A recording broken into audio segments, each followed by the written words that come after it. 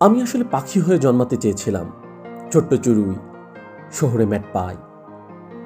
বন্দুক আবিষ্কার হওয়াতে আর পাখি হয়ে জন্মানোর সাহস হলো না। অবশ্য অবশ্য মানুষ হয়ে জন্মিয়েও লাভ হয়নি কোনো।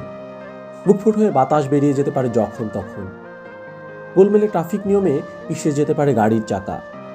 যখন তখন মরো, যখন তখন বাঁচো।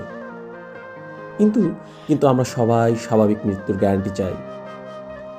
ব্রেকিং নিউজ: অভিজাত শপিং মলে আগুন, পিলখানায় সামরিক বিদ্রোহ, ভেঙে পড়েছে রানা প্লাজা, ক্যান্টনমেন্টে সংস্কৃতিকর্মী ধর্ষণ ও খুন, বিশ্ববিদ্যালয়ে দফায় দফায় সংঘর্ষ, প্রেস ক্লাবে মানববন্ধন, তারপর শাহবাগে গণজোয়ার এবং ছবির হাটে আমরণ অনশন। কিন্তু আমরা সুখী, বিস্ময়কর এবং হতাশ।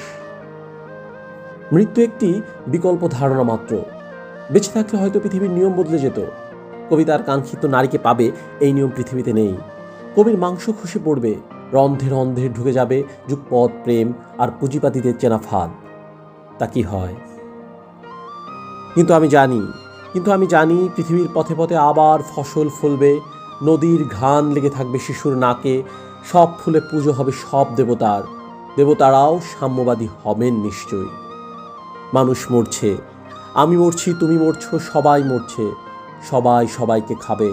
বাস্তু সংস্থা। আমরা মরেছি বহুবার, আকাঙ্ক্ষার মৃত্যু হয়েছে যতবার এবং জন্মেছি যতবার। আমাদের শেষ কৃত্য হবে শূন্যতায়, অ্যান্নেরিয়াল অফ চিউরি, শূন্যতায় শোক সঙ্গীত। কেননা আমরা মানুষ, সৃষ্টির সেরা জীব।